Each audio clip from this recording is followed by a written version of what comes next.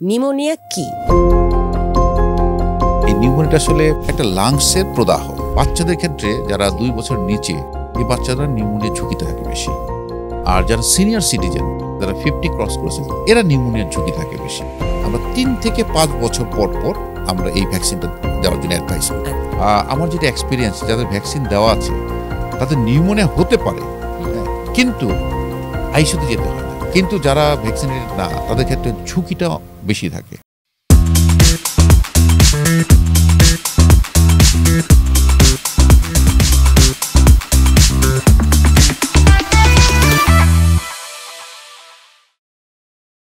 আমরা অনেকেই মনে করে থাকি নিউমোনিয়া শুধু খারাপ একটা জ্বর বা কাশি, তবে আসলে এটি ফুসফুসের একটি মারাত্মক সংক্রমণ।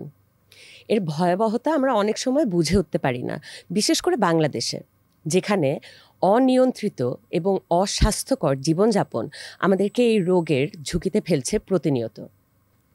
দর্শক, আপনাদের সবাইকে স্বাগত জানাচ্ছি হেলথ 360, দ্য ডেইলি স্টার এবং হেলথ কেয়ারের যৌথ উদ্যোগে স্বাস্থ্য বিষয়ক নতুন একটি পর্বে। আমি নাজিবা বাশার আছি আপনাদের সাথে, এবং নিউমোনিয়া নিয়ে বিস্তারিত আলোচনায় আমার সাথে আছেন doctor Mohammad Ziaul Karim, chest and medicine specialist. Welcome to the show. Thank you very much. আপনাকে অনেক ধন্যবাদ আমাকে আমন্ত্রণ জানানোর জন্য। আর আপনাকে অনেক ধন্যবাদ আজকে আমাদের সাথে থাকার জন্য। স্যার, তো আপনার কাছে প্রথমেই জানতে চাচ্ছি, নিউমোনিয়া কি? আসলে আপনি এমন একটা শব্দ উচ্চারণ করেছেন, নিউমোনিয়া। এই নিউমোনিয়াটা আসলে একটা লাংসের প্রদাহ। মানে আমরা যে ফুসফুস, আমরা যে শ্বাস ফেলি, যে অর্গান, যে ফুসফুস, এই ফুসফুসে যখন প্রদাহ হয় তখন আমরা বলি নিউমোনিয়া। তো সাধারণত প্রদাহ অনেক কারণেই হতে পারে, যেমন ধরেন আপনার ব্যাকটেরিয়া, আপনি ফাঙ্গাস থেকে হতে পারে, ফ্লু থেকে হতে পারে। আপনি ভালো জানবেন, কয়েকদিন আগে আমরা কোভিড নিউমোনিয়াও পেয়েছি, তার মানে এটা ভাইরাস থেকেও হতে পারে।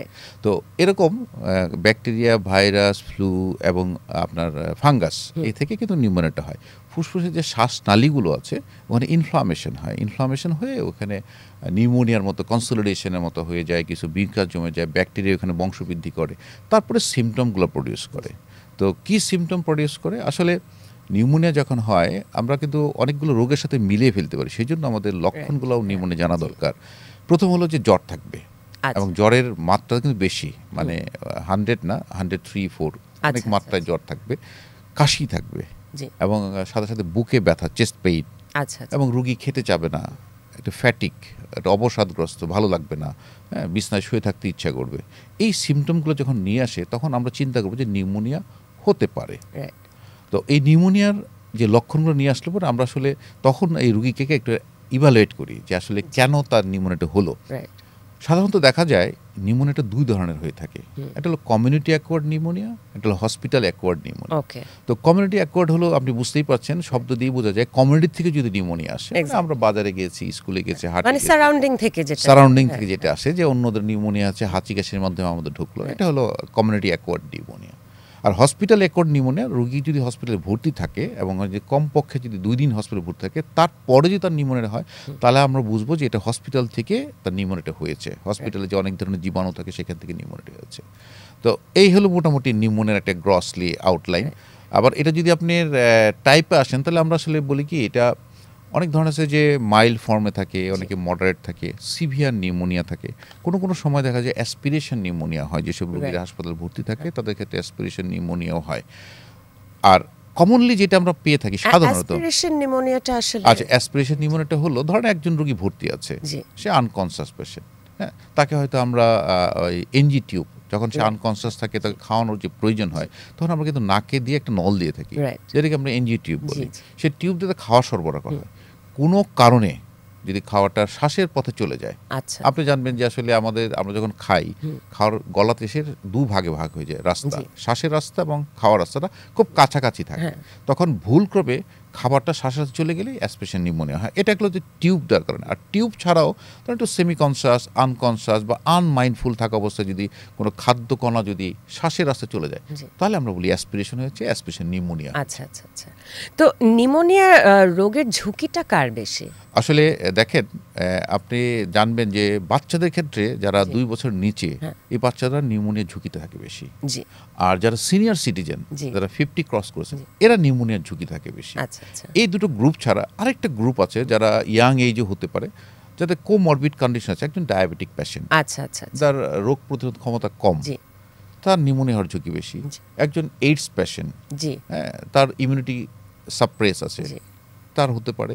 একজন স্টেরয়েড সেবন করে, অনেক রোগ আছে যেটার ক্ষেত্রে আমরা স্টেরয়েড দিয়ে থাকি, জি নিয়ম হিসেবে দিতে হয়, দীর্ঘদিন স্টেরয়েড খেলে তার ইমিউনিটি সাপ্রেস করে, তাদের ক্ষেত্রেও কিন্তু এই নিউমোনিয়া হওয়ার ঝুঁকিটা বেশি। আমরা গ্রসলি যেটা বলে থাকি আন্ডার 2 আমরা একটু সতর্ক থাকবো, অ্যাবভ 50 মানে সিনিয়র সিটিজেন আমরা একটু সতর্ক থাকবো। এই কারণেই সম্ভবত নিউবর্নদেরকে নিউমোনিয়ার একটা টিকা দেওয়া হয় একদম শুরুতে। আপনি সঠিক বলছেন। আসলে আমরা কিন্তু নিউবর্ন আমাদের যে ইপিআই যে প্রোগ্রামটা আছে, ইপিআই প্রোগ্রামের আওতায় কিন্তু আমরা অনেকগুলো ভ্যাকসিন দিয়ে থাকি। হ্যাঁ, আপনারা জানেন যে ধনুষ্টঙ্কার, পোলিও অনেক দিয়ে থাকি। এবং আপনি জেনে খুশি হবেন যে আমরা কিন্তু এই ইপিআই ভ্যাকসিনেশনের মাধ্যমে আমরা কিন্তু পোলিও বাংলাদেশ থেকে ইরাডিকেট করতে আমরা সক্ষম হয়েছি এই ভ্যাকসিনের মাধ্যমে। এবং সেই ইপিআই কর্মসূচির মধ্যে কিন্তু আপনার বাচ্চাদের ক্ষেত্রেও এই নিউমোনিয়া ভ্যাকসিনটা দেওয়া হয়। তো সেখানে একটু লিমিটেশন থাকে, সেখানে আসলে 10টা টাইপ, আসলে নিউমোনিয়ার অনেকগুলো টাইপ আছে, অনেক ব্যাকটেরিয়া দেওয়া হয়, প্রায় 100টার মতো টাইপ থাকে। সেখানে আমরা হয়তো বাচ্চাদের ক্ষেত্রে যেটা বেশি ইম্পর্টেন্ট সেরকম 10টা ভেরিয়েন্টের জন্য আমরা দিয়ে থাকি। তো এই বাচ্চারাও যখন বড় হবে তাদেরকে কিন্তু আবার ভ্যাকসিন দিয়ে তাদেরকে কিন্তু 100 সেরেটা, যেমন আপনি বলেই দিই, আমাদের দেশে 2 ধরনের ভ্যাকসিন পাওয়া যায়। একটা নিউমোনিয়া ভ্যাকসিন, এটা হলো পলিস্যাকারাইড, আর আরেকটা হলো যে আপনার পিসিভি, আর একটা হলো পলিস্যাকারাইড ভ্যাকসিন। 2 ধরনের ভ্যাকসিন পাওয়া যায়। তো এই ভ্যাকসিনগুলো আসলে খুবই ইফেক্টিভ এই বাচ্চাদের জন্য, এবং যারা সিনিয়র, যারা ঝুঁকির মধ্যে থাকে তাদেরকে যদি আমরা এই ভ্যাকসিনের আওতায় আনতে পারি, তাহলে কিন্তু আমরা দেখেছি যে আমি আসলে জাতীয় বক্ষবিধি ইনস্টিটিউট হাসপাতালে কাজ করছি, দীর্ঘদিন থেকে আছি এখানে।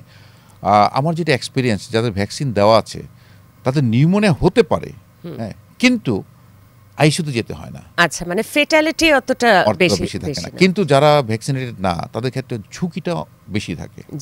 আপনাকে একটা উদাহরণ দিয়ে বলতে পারি ভ্যাকসিনের ইম্পর্টেন্স নিয়ে। ধরেন কোভিড ভ্যাকসিন, আমরা কিন্তু করোনা যখন শুরু হলো, মহামারী, অতিমারি, আমরা কিন্তু যে ঘরে করোনা হচ্ছে সেই মারা যাচ্ছে। তখন কিন্তু সবাই মাস্ক পরছে, বা আমরা ভ্যাকসিন যখন আসলো ভ্যাকসিন দেওয়া শুরু করলাম, সেই কোভিড কি চলে গেছে? কোভিড কিন্তু আছে, কিন্তু পৃথিবীর তামাম মানুষ, পৃথিবীর সব মানুষ কিন্তু আমরা ভ্যাকসিনেটেড। আমরা কিন্তু কোভিডের এগেনস্টে ভ্যাকসিন দিয়েছি। তো ভ্যাকসিন দেওয়ার কারণে জীবনটা রয়ে গেছে, কিন্তু আমার বডিতে ইমিউনিটি বুস্ট আপ হয়েছে, আমার বডিতে কিন্তু কোভিড কিন্তু নিউমোনিয়া করতে পারছে না। এবং আপনি দেখেন এখন কিন্তু কেউ কোভিডে মারা গেছে আপনি কিন্তু শুনবেন না। তো কাজে এটা কিন্তু ভ্যাকসিনের একটা খুবই ইম্পর্টেন্ট একটা দিক আমি তুলে ধরলাম, যে আসলে ভ্যাকসিনটাও আমাদের দেওয়া উচিত। আপনি যেমন বললেন যে নিউবর্নদেরকে ভ্যাকসিনেট করার পরও ওরা বড় হয়ে যাওয়ার পর আবার ভ্যাকসিনেশন লাগে, তো এরকম নিউমোনিয়ার ভ্যাকসিন কি এরকম কিছু আছে যে একটা মেয়াদ থাকে যে এতগুলো বছর পর ভ্যাকসিনটা আর কাজ করছে না, তো কত বছর পর পর আসলে এই ভ্যাকসিনটা নেওয়া উচিত? আপনি যথার্থই বলছেন, নিশ্চয়ই এটা দর্শকরা যারা দেখবে তাদের অনেক উপকার আসবে। আসলে ভ্যাকসিনটা হয় কি, ভ্যাকসিনটার কাজটা কি করে? ভ্যাকসিন একটা অ্যান্টিজেন, এবং ওইটা আমাদের বডিতে অ্যান্টিবডি তৈরি করে। এই অ্যান্টিবডিটা যখন জীবাণুটা আসে, এই অ্যান্টিবডি ওই জীবাণুর সাথে ফাইট করে জীবাণুটাকে কিল করে, তা আমার বডির ইমিউনিটিটা বুস্ট আপ হয়। তো এটা আমরা যেটা করি, আমরা 3 থেকে 5 বছর পর পর আমরা এই ভ্যাকসিনটা দেওয়ার জন্য অ্যাডভাইস করি। তার কারণটা হলো, ধরেন আজকে একজন ভ্যাকসিন দিল, তার শরীরে অ্যান্টিবডি তৈরি হলো, কিন্তু এটা পর্যায়ক্রমে কিন্তু উইক হয়ে যায়। তখন এটাকে বুস্ট আপ করার জন্য আমরা আবার বুস্টার ডোজ হিসেবে 3 থেকে 5 বছর আমরা পরপর একটা করে, যার যেরকম প্রয়োজন হয়, যে খুব উইক থাকলে আমরা 3 বছর পরে দিই, স্ট্রং মানুষ থাকলে তাকে আমরা 5 বছর পরে আমরা ভ্যাকসিনটা আবার দেওয়ার জন্য পরামর্শ দিই। আচ্ছা, তো আপনার কাছে একটু জানতে চাচ্ছি যে আপনি বলেছিলেন একটা কমিউনিটি অ্যাকোয়ার্ড নিউমোনিয়া আছে, একটা হসপিটাল অ্যাকোয়ার্ড নিউমোনিয়া, তো এই দুইটার পার্থক্যটা কতটুকু in terms of recovery rate? Recovery কেমন হতে পারে? আসলে দেখেন, কমিউনিটি অ্যাকোয়ার্ড নিউমোনিয়া যদি আমরা রিকভারি চিন্তা করি, এটা খুব চমৎকার রিকভারি।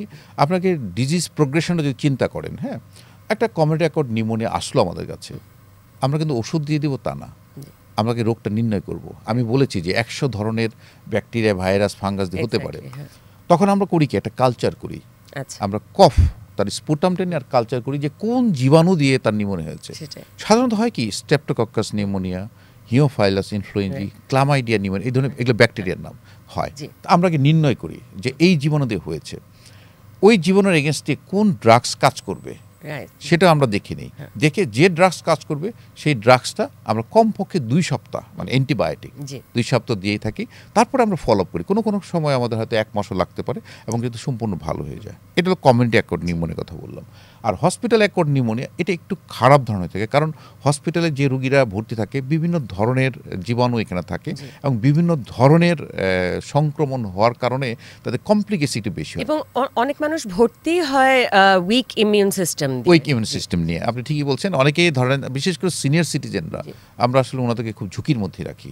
ওনাদের একটু ইমিউনিটি নর্মালিও যে ডিজেনারেটিভ প্রসেসে একটু ইমিউনিটি কম থাকে, সেক্ষেত্রে তাদের ইমিউনিটি এদেরকে ঝুঁকি বেশি থাকে। সেই জন্য আমরা কিন্তু দেখবেন একটা পরামর্শ দেখি যে হসপিটালে আসলে রোগী ভিজিট করার আমরা দেখবেন যে আমরা ভিজিটার অ্যালাউ করি না। এবং এটা কিন্তু নিউমোনিয়া কিন্তু এটা সংক্রামক রোগ। এটা ধরেন আপনার হাঁচি কাশির মাধ্যমে কিন্তু একজন থেকে আরেকজন ছড়াতে পারে। আমরা দেখছি প্রতিনিয়ত বাংলাদেশ এবং ঢাকা এয়ার পলিউশনের নাম্বার 1 থাকছে। তো এটা আসলে আমাদের জন্য কতটা ঝুঁকিপূর্ণ এই অ্যাটলিস্ট নিউমোনিয়ার ক্ষেত্রে?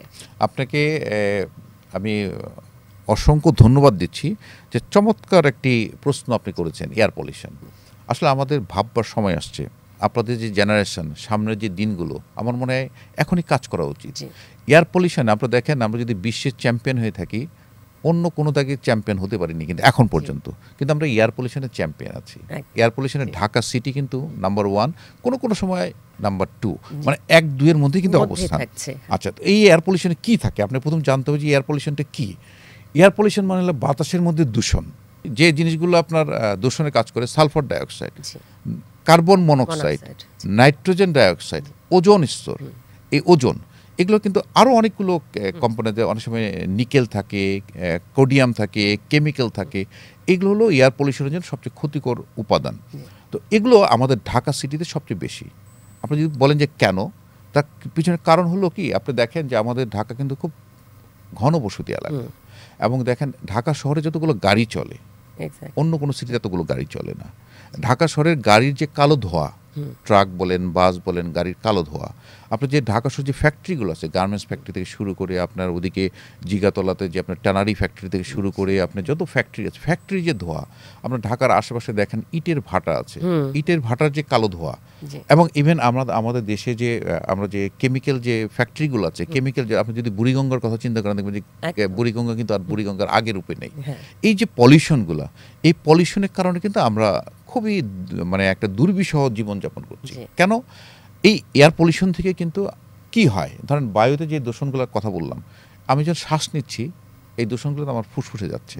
তো আমার ফুসফুস কিন্তু একটা ইলাস্টিক অর্গান, খুব সেন্সিটিভ অর্গান। আমরা যখন শ্বাস নেই ফুসফুসটা ফুলে যায়, আবার যখন শ্বাস ছাড়ি ফুসফুসটা চেপে যায়, মানে একটা বেলুনের মতো কাজ করে। তখন এয়ার পলিউশনের যে কেমিক্যালগুলো বললাম, যে আপনার টক্সিক সাবস্টেন্সগুলো বললাম, এটা যখন ফুসফুসে প্রতিনিয়ত প্রবেশ করতে থাকে তখন ফুসফুসে ইনফ্লামেশন করে, ফুসফুসে প্রদাহ সৃষ্টি করে, নিউমোনিয়ার ঝুঁকি বেড়ে যায়, এআরডিএস রোগ হয়, আপনার ভাইরাল কনজাংটিভাইটিস হয়, মানে চোখের মধ্যেও আপনি দেখবেন যে অনেক সময় চোখেও এই ভাইরাসটা ছড়িয়ে যায়। ফুসফুসের এই কারণে নিউমোনিয়ার দিকে আমরা বেশি যাচ্ছি, নিউমোনিয়ার ঝুঁকিটা বেশি হচ্ছে। এবং একটা রোগ আছে যেটা না বললে না, ILD, interstitial lung disease, COPD, এই রোগগুলো কিন্তু এয়ার পলিউশনের বেশি হচ্ছে। এখন আপনি পরে একটা প্রশ্ন করতে পারেন যে তাহলে আমরা কি করব। আমি এই জন্যই বলছি যে আপনাদের যে জেনারেশন, সামনে যে দিনগুলো আসছে, আমাদের কিন্তু এয়ার পলিউশন নিয়ে কাজ করতে হবে, একদমই এয়ার পলিউশন কাজ করতে। এখন এটা গভর্নমেন্টের উদ্যোগ নিতে হবে, আমাদের সচেতনতার মাধ্যমে আমরা কাজ করব, কিন্তু গভর্নমেন্টকেও এটা উদ্যোগ নিতে হবে। আমরা কি করব? ধরেন এয়ার পলিউশন আমরা কি করতে পারি, আমরা একটা মাস্ক ব্যবহার করতে পারি। আমরা দেখেছি যে যখন কোভিড শুরু হলো তখন কিন্তু আমরা মৃত্যুর ভয়ে সবাই মাস্ক পরতাম, এবং আমাদের কিন্তু শেখানো হয়েছে প্রপার ওয়ে কীভাবে মাস্ক পরতে হয়, হাত ধোয়া শেখানো হয়েছে সেই সময়। আমরা কিন্তু তখন যখন মাস্ক ব্যবহার করতাম, সেই মাস্ক ব্যবহার কারণে আমরা দেখেছি, আমরা বক্ষবিধি হাসপাতালে ছিলাম, আমরা কিন্তু কোভিডে কাজ করেছি, আমরা দেখেছি অন্যান্য রোগগুলো ছিল না, অ্যাজমা, হাঁপানি, আপনার ভাইরাস, আপনার নিউমোনিয়া অনেক কম পেতাম আমরা মাস্ক ব্যবহার করার জন্য। তার মানে কি, আমরা এয়ার পলিউশন থেকে আপনি বাঁচতে হলে আপনাকে একটা মাস্ক ব্যবহার করতে হবে। মাস্ক ব্যবহার আমরা কিন্তু প্রোটেকশন হলো যে কিছু পার্টিকেল ঢুকতে পারলো না, তাতে করে কিন্তু আপনার ফুসফুসটা ভালো থাকবে। এটা একটি যেমন দিক। আরেকটা হলো যে একটা পরিমিত খাদ্যাভ্যাস, সুষম খাবার একটা অভ্যাস আমাদের তৈরি করতে হবে, এবং হাইজিন, পার্সোনাল হাইজিন, বা আপনি ধরেন পারিপার্শ্বিক যে অপরিষ্কার অপরিচ্ছন্ন জিনিসগুলো পরিষ্কার রাখা, এই বিষয়গুলো আমাদের। পাশাপাশি একটা কথা না বললেই নয়, যেমন আপনি অ্যারোসল ইউজ করেন, আপনি মশা, আপনি ডেঙ্গুর জন্য অ্যারোসল ইউজ করেন, এই অ্যারোসল কিন্তু ওজোন স্তরকে ক্ষতি করছে, এই অ্যারোসল কিন্তু এয়ার পলিউশন করছে এবং আপনার লাংসকে কিন্তু ক্ষতি করছে। আপনি মশার কয়েল আপনার লাগাতেই হচ্ছে, কিন্তু এটা কিন্তু আপনাকে পক্ষান্তরে লাংসকে ক্ষতি করছে। এই বিষয়গুলোকে আমাদের আর সতর্ক হতে হবে। তো লাস্টলি আপনার কাছে জানতে চাই যে আসলে একজন যদি ইনফেক্টেড হয়ে থাকে, কোন পর্যায়ে তাকে আসলে হাসপাতালে যাওয়া উচিত বা টেস্ট করানো উচিত, কোন সিমটমগুলো দেখে ইমার্জেন্সি একটা সিচুয়েশনে যাওয়া উচিত? আমরা আমাদের ডাক্তারি ভাষায় এটা বলে কার্ভ 69, মানে আমরা যখন একটা সিনিয়র সিটিজেন থাকে আমরা আমরা কিভাবে নিউমোনিয়া শনাক্ত করি। একটা সিম্পল চেস্ট এক্সরে, বুকের একটা এক্সরে করলে কিন্তু আমরা দেখতে পারি যে তার নিউমোনিয়া আছে কি নাই, এবং পাশাপাশি অন্যান্য পরীক্ষা নিরীক্ষা করে থাকি। এখন আপনি যে কথা বলছেন যে কখন তাকে হসপিটালে ভর্তি হতে হবে, আমি বলেছি যে আপনি বুকের ব্যথা, কাশি, জ্বর, হ্যাঁ একটু অবসাদগ্রস্ত থাকলে আমরা নিউমোনিয়া চিন্তা করি, সেক্ষেত্রে তার হাসপাতালে ভর্তির প্রয়োজন নেই। কিন্তু সিভিয়ার নিউমোনিয়া বলে টার্ম আছে, যখন দেখা যায় সে কিন্তু ডিসওরিয়েন্টেড হয়ে যাচ্ছে, আচ্ছা, কনসাস লেভেল আনকনসাস হয় না, সেমি কনসাস, সে মুভমেন্ট করতে পারছে না, তার জ্বর 104 অনেক বেশি, এবং তার তীব্র শ্বাসকষ্ট হচ্ছে এবং সে দম ফেলতে পারছে না, বুকে তীব্র ব্যথা হচ্ছে, তখন আমরা দেরি করব না। আর একটু সিনিয়র সিটিজেন তাদেরকে অবশ্যই হসপিটালে ভর্তি করব। বাচ্চাদের ক্ষেত্রে একই কথা, যারা আন্ডার 5 আছে তাদের ক্ষেত্রে ধরেন তীব্র শ্বাসকষ্ট, বুক চেপে যাচ্ছে, বাচ্চার গলায় শ্বাস আর শব্দ করছে, আমরা দেরি করবো না, তাকে হসপিটালে ভর্তি করব। আর মাঝের যে বয়সে থাকলো তাদের ক্ষেত্রে আমরা বলবো যদি কোনো কোমরবিড কন্ডিশন থাকে, ধরেন তার ডায়াবেটিস আছে, ধরেন তার স্টেরয়েড নিচ্ছে, এমনি শ্বাসকষ্ট বা হৃদরোগ, শ্বাসকষ্ট আছে, অ্যাজমা আছে, সিওপিডি আছে, আমরা তাদেরকে হসপিটালে অ্যাডমিট করব। আচ্ছা, এখন হসপিটাল অ্যাডমিশনটা খুব ইম্পর্টেন্ট। আমি বলবো যে নিউমোনিয়া হলে আপনি হসপিটালে যান, আপনার ডক্টরকে দেখান, ডক্টর চেক করার পরে উনিই বলবেন যে আপনাকে এখন হসপিটাল ভর্তি হতে, অথবা উনিই বলবেন যে আপনি এই ওষুধগুলো বাসায় সেবন করেন, আপনি ভালো হবেন। এইভাবে ফলো আপ করলে আমার মনে হয় যে আমরা নিউমোনিয়া প্রিভেন্ট করতে পারি। সর্বোপরি আমি বলবো যে আমরা আসলে ভ্যাকসিন, আপনারা দেখেন আমরা কিন্তু ইনফ্লুয়েঞ্জার জন্য ভ্যাকসিন তৈরি হয়েছে, যেটা আমরা বছর যেটা ফ্লু থেকে নিউমোনিয়া হয় সেটা প্রিভেন্ট করতে। আর নিউমোনিয়ার ভ্যাকসিন যেটা বলি আমরা আমাদের হসপিটালে আমরা নিউমোভ্যাক্স 23টা অ্যাডভাইস করে থাকি।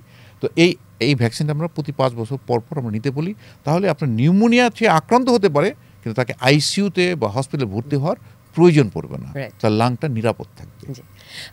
আরেকটা শুধু জানতে চাই যে আপনি যে বললেন যে আপনার হাসপাতালে একটা পার্টিকুলার ভ্যাকসিন পাওয়া যাচ্ছে, তো বাংলাদেশে আসলে কি কি ভ্যাকসিন পাওয়া যাচ্ছে এবং কোথায় কোথায় কোন ভ্যাকসিনটা পাওয়া যেতে পারে, এটা যদি দর্শককে একটু জানানো। জি, আমি বলি, আসলে আপনি ঠিকই বলছেন, নিউমোনিয়ার ভ্যাকসিনটা আগে দেশের বাইরে থেকে আসতো, আমেরিকায় তৈরি হতো, এবং এটা 113টি দেশে এটা যেত। আমাদের দেশেও কিন্তু এখন তৈরি হওয়া শুরু হয়েছে, আমাদের দেশেও হচ্ছে। তো আমরা যেটা করি, আমাদের দেশে যেটা হচ্ছে সেটা হলো কি আমরা লাইফ টাইম একটা ভ্যাকসিন দিয়ে থাকি, হ্যাঁ এটা। আর আমরা যেটা নিউমোভ্যাক্স যেটা বাইরে থেকে আসে, যেটা বললাম নিউমোভ্যাক্স 23, আমাদের হসপিটালে পাওয়া যায় না, এটা কিনেই দিতে হয়। তো এটা বাইরে থেকে যেটা আসে অ্যাভেলেবল আছে, এটা আমরা প্রতি 5 বছর পর তাদেরকে দেওয়ার জন্য পরামর্শ দিয়ে থাকি। আচ্ছা আচ্ছা। আর লাইফ টাইম ভ্যাকসিনটা হচ্ছে একবার দিলে একবার দিবে, হ্যাঁ একবার দিবে। তা হয় কি, এখানে হলো কি যে আমাদের নিউমোভ্যাক্স 23 এটা 23টা টাইপ আছে, সেরো টাইপ আছে, 23টা সেরো টাইপের কাজ করবে।